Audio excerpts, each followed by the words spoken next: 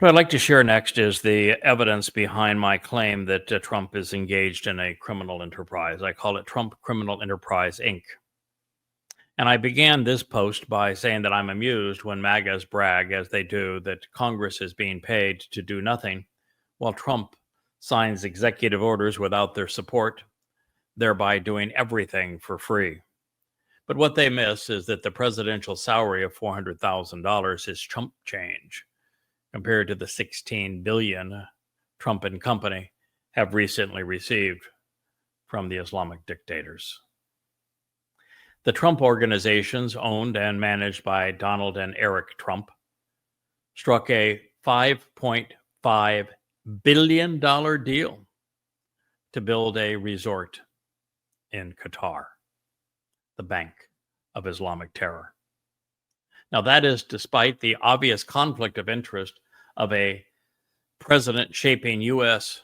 policy for personal financial gain. It's probably impeachable. This deal brought the known Islamic funding of the president, his private businesses, and his family to $16 billion and rapidly growing. And that's only what has been disclosed, nothing that has gone into undisclosed bank accounts. That is ever so slightly more than the $220,000 that Libya's Muammar Gaddafi paid Billy Beer founder Billy Carter, or the $20 million each that Bush and Obama received from the Saudis for their contributions to the kingdom after they left office.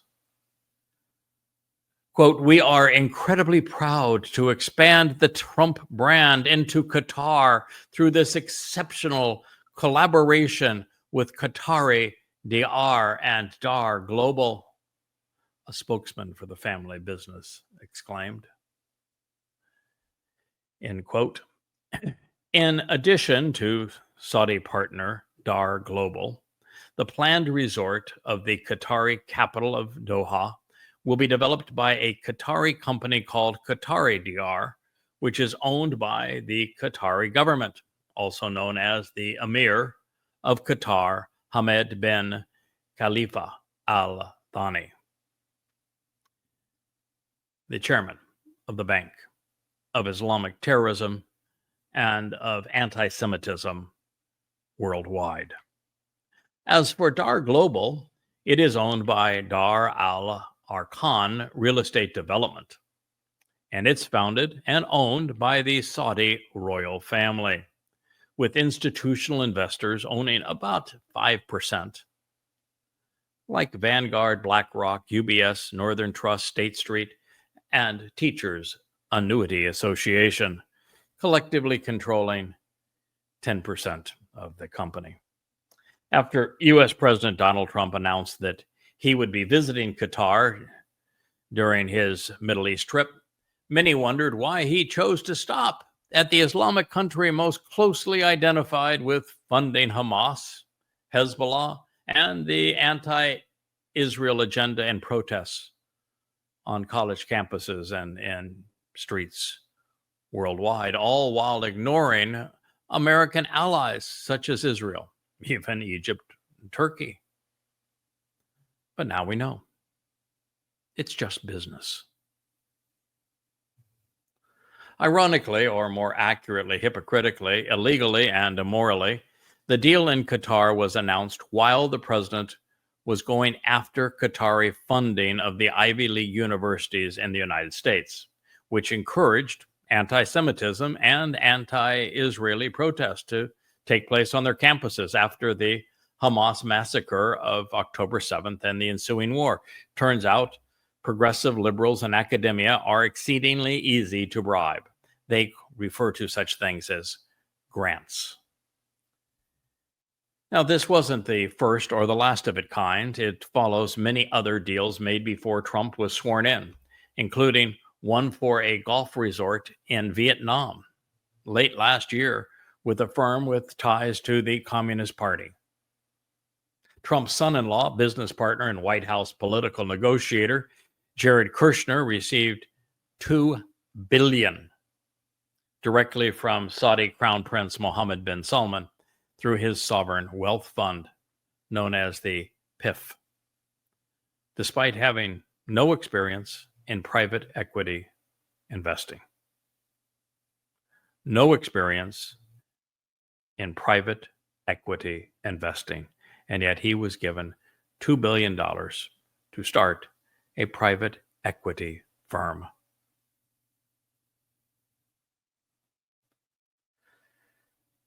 He received the transfer of this $2 billion within 6 months of leaving the White House. Crown Prince Mohammed bin Salman, who serves as the chairman of the Public Investment Fund and is its owner, personally intervened to approve the investment and overruled the panel of advisors who called the sum unsatisfactory in all respects. Kushner developed a close relationship with MBS while he served as White House advisor during Donald Trump's first presidency, helping to approve the $110 billion weapons sale to the kingdom after it faced public backlash for the murder of journalist Jamal Khashoggi, which the Department of National Intelligence later reported was directed by the Crown Prince himself. But Kushner and Trump took care of that little problem for MBS, denying the evidence and then raising MBS's worldwide profile and esteem. Bribes matter. Around the same time, the Public Investment Fund of Saudi Arabia also invested $1 billion in Liberty Strategic Capital, a private equity firm set up by former Secretary Steve Mnuchin after Trump left office. Thereafter, Trump's Middle East envoy, Steve Witkoff, received a $623 million investment to bail him out of the failed purchase and management of the Park Lane Hotel in New York City. It was funded by the Qatari Investment Authority, the fiefdom's sovereign wealth fund, a month before the Qataris sponsored the Hamas terrorist raid in Israel. 1 month prior. Showing his appreciation in his first official act, Witkoff demanded to see Netanyahu on the Shabat and told the Israeli prime minister that Trump expected Israel to capitulate to the ceasefire on his and Qatari terms. The concerns the prime minister had previously told Trump were life and death issues for Israel's survival were no longer of any concern to the president, Witkoff stated. Then, right on cue, Hamas sponsor and advocate, Qatari Prime Minister Sheikh Mohammed bin Abdul Rahman bin Jassim Al Thani credited Witkoff in a speech announcing the deal, albeit one usurped by Trump's earlier proclamation that an epic ceasefire had been reached. Yes, when the financiers of Islamic terror and of Hamas tell you that the deal happened because Witkoff did as they demanded, you know you have a problem. But there's more. Because after winning a second term, Trump received funding in excess of $3.5 billion for a soaring Trump Tower in the Saudi capital of Riyadh, of which Trump is superfluous, of course, other than the influence acquired. Trump isn't providing any of the finance. It's all coming from Saudi Arabia. He isn't providing the land.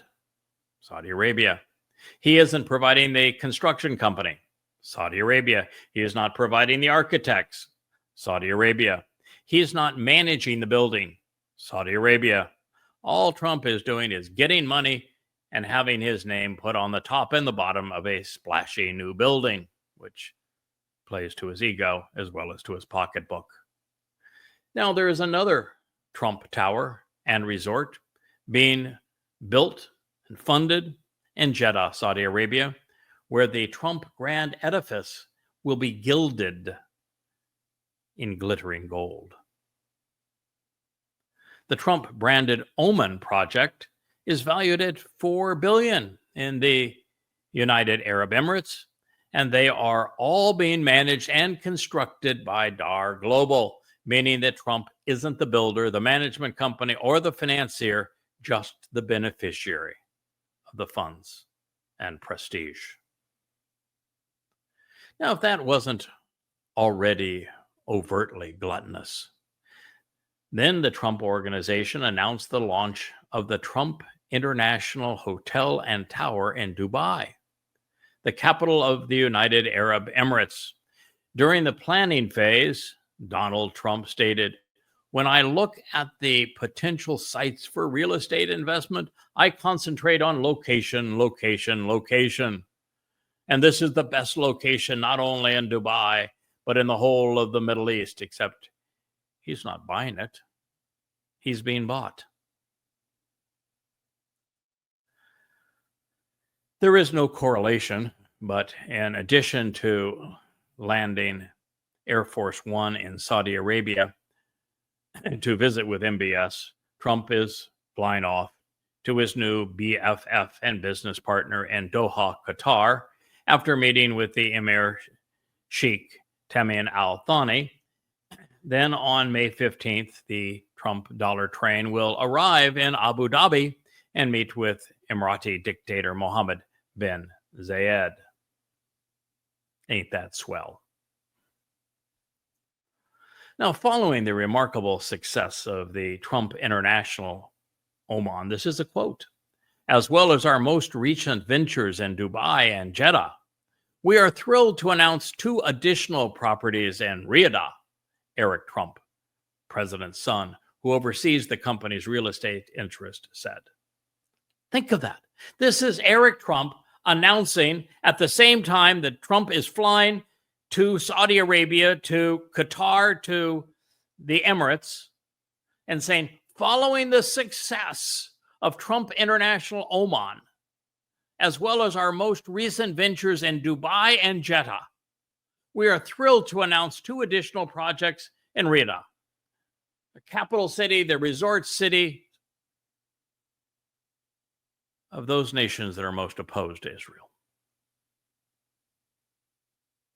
But talk of conflict of interest, talk about bribes.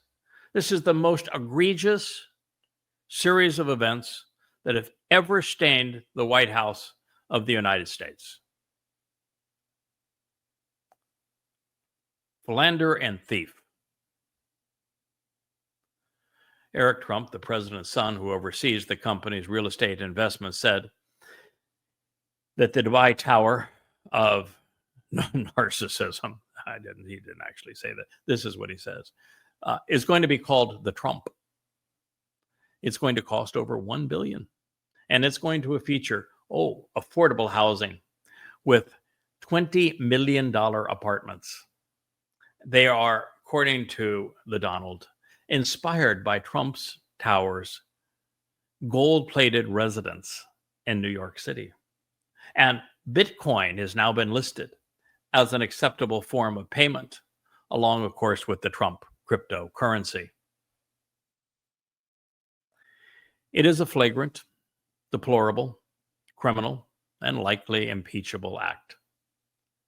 And I would not care if it were not for the fact that Trump plans to give the heart of Israel to Saudi's crown prince as part of his deal of the millennia.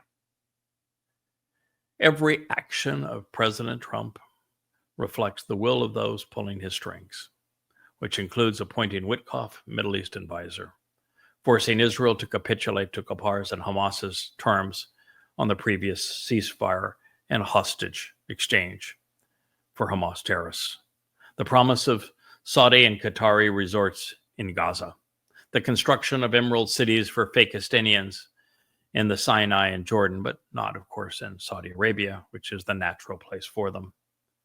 Conducting a charade of ceasefire negotiations to end the Ukrainian proxy war with Russia in Saudi Arabia, of all places, without even inviting the Russians or Ukrainian representatives. Preventing Israel from destroying Iran's nuclear bomb facilities, and then spilling the story of how he interfered to the New York Times. Negotiating a meaningless deal with Iran for uranium enrichment after they have already enriched their uranium, and doing so bypassing Israel. Firing National Security Advisor Mike Waltz because he supported Israel's right to defend itself from Iranian annihilation. Telling Israel to bomb the Houthis and then forming a truce with them that expressly excluded Israel, all based on a deal proposed by the United Arab Emirates that just leave, cruise away in the aircraft carriers, and the Houthis won't fire at the aircraft carriers that aren't there. They'll continue to fire at Israel, but that's what we all want, isn't it?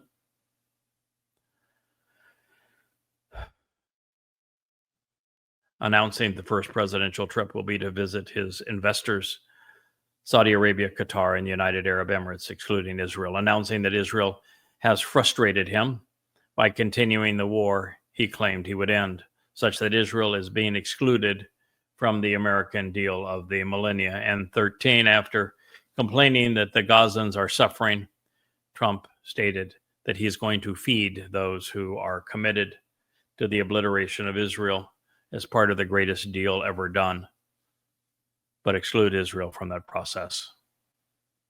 Of course, this could all just be this colossal coincidence, and the price tag of 16 billion large and a fancy airplane could all just be unrelated. Or not. Well, my expectation now is that the pro-Israel protesters on X, that I have warned that this is coming, will